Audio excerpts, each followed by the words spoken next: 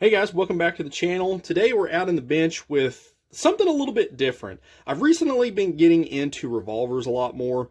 I love 38 Special, I love 357 Magnum, probably two of my favorite pistol cartridges.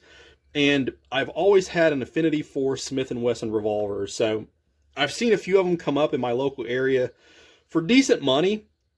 And this one here was one that I just could not turn down. This is a 686 Smith & Wesson, which is on their L-frame, medium frame revolver.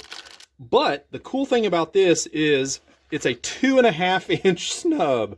I had not ever seen one of these before. I'd seen the 4-inch and I'd seen the 6-inch quite a few times, but I'd never seen the 2.5-inch snub nose. And I was just like, oh, I have to get it.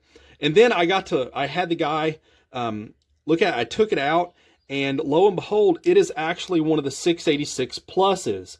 So this is a 7-shot 357 Magnum, whereas your standard 686 is a 6-shot. So you're getting one extra round in that cylinder, which is it's just absolutely too cool. Trigger on it, very good. A really heavy, double action pull, which you would expect. It's probably about 12-ish, 13-ish pounds, but it's extremely smooth. Single action is about 5 pounds if you want to shoot it that way.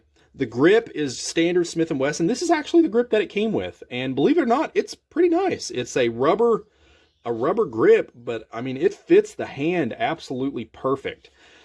Standard front ramped sight post with the reddish orange insert, fully adjustable rear white U-notched rear sight. You can adjust windage and elevation on that. A fairly wide hammer spur. It's easy to get really good purchase on. It's got some nice traction on that. Slide release, standard Smith & Wesson, so it's easy to function. I just love the way these pistols look. I love the way that they function, the operation. The stainless just looks absolutely gorgeous on it. The 2.5-inch barrel, believe it or not, this thing is actually fairly accurate. I've put probably about 100 or so-ish rounds through it so far, and at about 10 yards, I mean, it's right dead on the money. I'm going to go ahead and get a weight for this for you guys so you can see. I mean, it's not a lightweight pistol by no means. I mean, even that it is a 2.5-inch snub, it's got some chunk to it. There's no question about that. This is not a J-frame Smith by no means. So let's on here. So 2 pounds, 3 ounces. So I mean, it's got a little weight, no question about that. So to kind of give you a little bit of a comparison, here is my 3-inch Model 60. I'm gonna go ahead and make this clear. But as you can see, it's considerably larger than the J-frame, this little 5-shot 357. So to kind of give a weight breakdown on this comparison. So we had 2 pounds, 3 ounces on the 686 and 1 pound, 7 ounce with the Model 60 here, this little J-frame. So, and that's a 3-inch barrel. So if you had a snub nose, it'd be even considerably lighter than that. So believe it or not, I actually picked up a little leather style holster here, and I've carried this in the waistband a little bit too, and believe it or not, it actually does not carry that bad. Yes, it is heavy, but believe it or not, it is doable. But I just wanted to bring this to tabletop, give you guys a little bit of an overview on it. Let's take it back to the range, and let's put a few rounds on steel and let you see how it functions.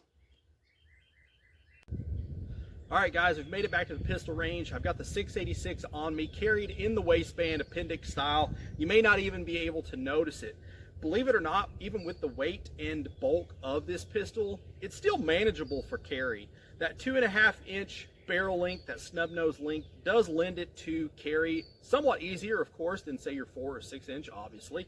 So it's definitely manageable. However, that extra weight, yeah, you know it's there. Is it something that I'm going to CCW all the time? No, probably not.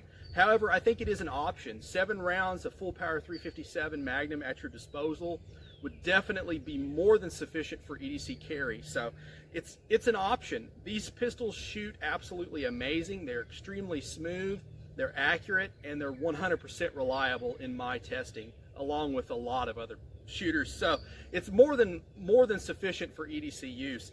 But I've got a cylinder of 38 special loaded up. We're going to take some shots on steel with that, and then I've got a pocket of 357 magnums. We're going to take a few shots with those and kind of see how it does here. So first up is going to be the 38s. We'll see how it does and I do.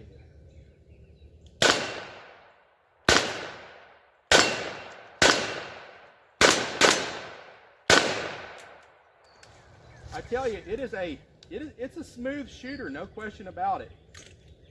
The trigger on it, the double action trigger, it is smooth.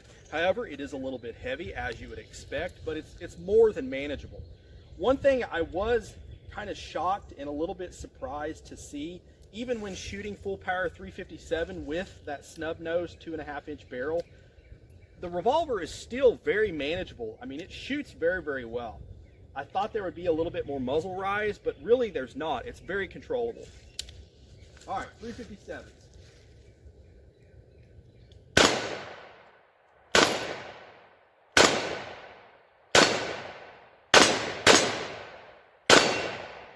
So, as you can see, guys, it definitely has more than enough oomph to take care of anything you want it to do, especially EDC wise. And regardless of what your old lady tells you, this is one time 2.5 inches will get the job done. So if you like this content, please like, share, and subscribe. It really does help the channel. And as always, shoot straight. Later.